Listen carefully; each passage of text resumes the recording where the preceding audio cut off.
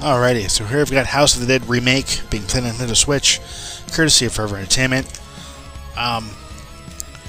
For those who don't know, this is on rail shooter. Originally came out in the 90s in the arcade, ported to the Dreamcast, or sorry, Dreamcast, the Sega Saturn, and then lost, well, thought to be lost to time. But thanks to Mixed Pixel Studio and Forever Entertainment, we now have it on the Switch, which is really awesome. So we got some options here. So we have controls. You can do single Joy-Con play if you wanted to. You can choose your aiming. You can use gyroscope. You've got a lot of different options here. Not only for player 1, but for player 2 as well. Because it's multiplayer, we are playing multiplayer here. And what's cool is you can have one person using the gyroscope controls, the other person using the analog stick if you want to do that. Display, so you got hide HUD, HUD scale, score notifications, sound options. We went ahead and turned the dialogue volume off because we're tired of hearing the reload every 5 seconds. I was wondering. Alright, so you got performance mode, and then you've got regular mode. Performance mode is going to be a bit smoother, not going to be as stuttery, but it's not going to look as good as if you didn't have it in performance mode. And then you have other options there. Use vibration, and then language options. Alright, you've got leaderboard, you've got statistics, you've got new campaign and continue. We'll go to new campaign. Yes. Okay, so you've got original mode, and you have Horde mode. You can swap between the two by hitting L or R. Original mode, you've got difficulty levels. You have arcade, hard, normal, and easy. Scoring mode, you have classic and modern. And multiplayer mode, you can either do cooperative, competitive, or disabled. Horde mode is similar to original, but there's a lot more monsters. Again, you've got normal, or hard, and arcade, and easy. Classic and modern again for scoring modes, and then multiplayer mode, disabled, cooperative, or competitive.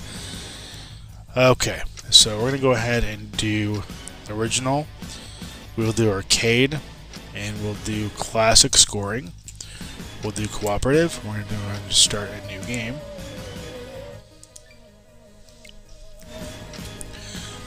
Alright, so you got chapters 1, 2, 3, 4, and that's it. So you got 4 chapters.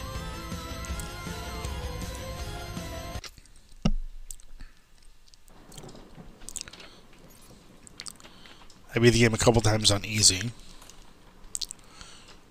I got close on normal, but didn't quite get it.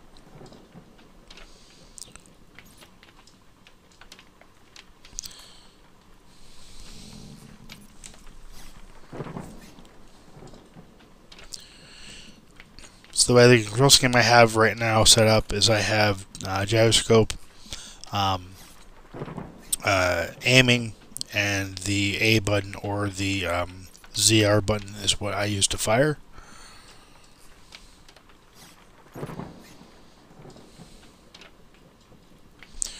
Gyroscope controls, I initially thought were going to be terrible, but that's the way I prefer to play this game. It feels it's all around better.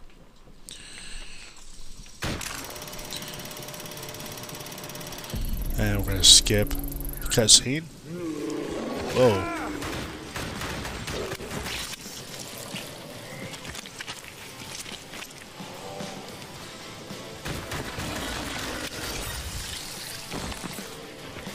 Okay, and you don't want to kill, obviously, the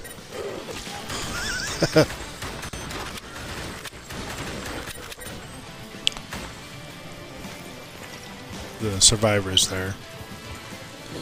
And you earn achievements, which is kind of cool.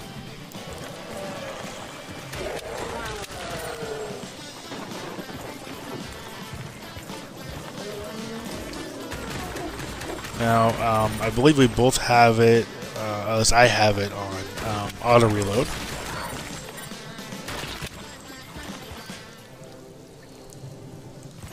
But as you can see, it looks a heck of a lot better than it did in the arcades. And it feels really, really good. Oh, and did I die? No.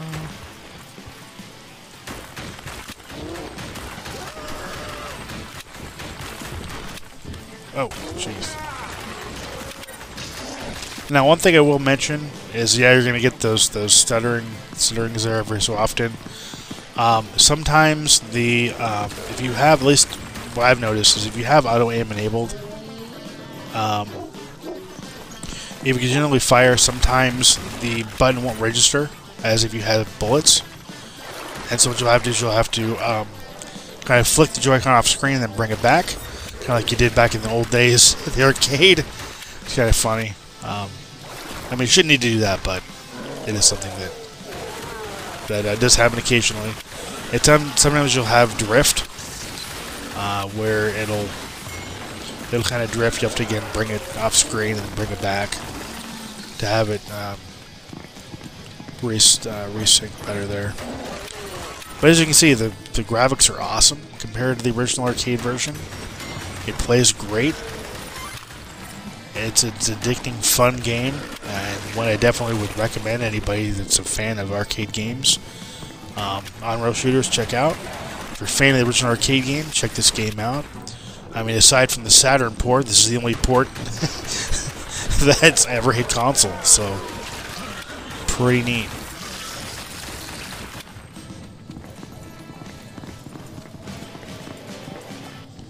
We don't want to. Sometimes when you save the humans, they'll give you extra lives, first aid kits. Sometimes they'll give you cards to get to other areas, so you can go to a different path, which is kind of neat. I haven't gone down every path yet, but it does give it some replay value to go ahead and try to pick a different path, just to see maybe an area you hadn't seen yet.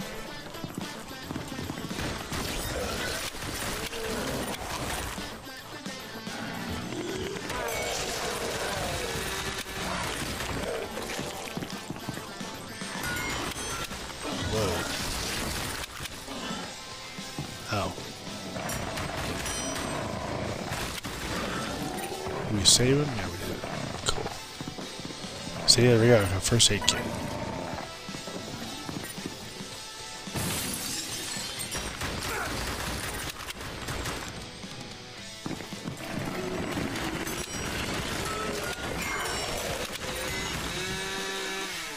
You can destroy barrels and you can destroy barrels and vases and such to uncover points. One thing I wish that it had, and I may have it, I just haven't unlocked it. But there's only one handgun weapon. You don't have any extra weapons you can pick up, and that may be just how the original was. I think I've only ever played the original arcade game once. Every other time I played House of the Dead, it's always been House of the Dead 2 or 3. But this is a great way to play House of the Dead. You don't gotta spend any quarters. The game looks incredibly good, and it's a lot of fun, either by yourself or with somebody else. And the addition of Horde Mode is pretty cool too. Gives it that added bit of challenge.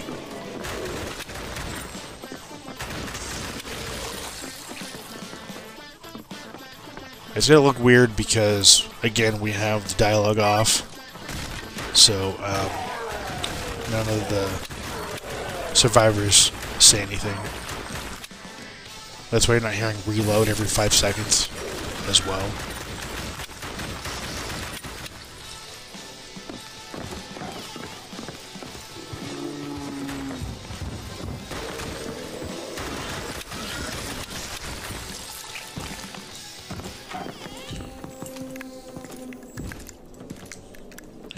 This is the first boss. We'll go ahead and stop after we kill him here. Every boss is going to have a means to stop the attack if you shoot it just right.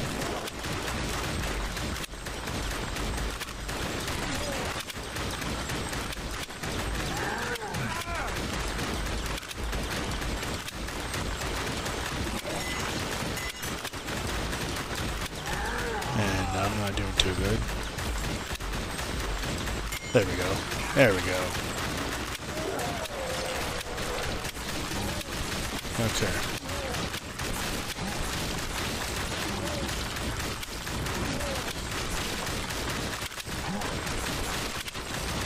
There we go, got him.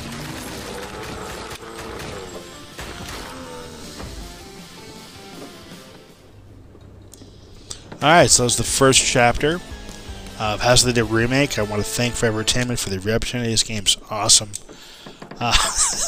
Way better than I expected it to be. I want to thank you for watching. Thank you for subscribing. As always, till next time. Take care and happy gaming.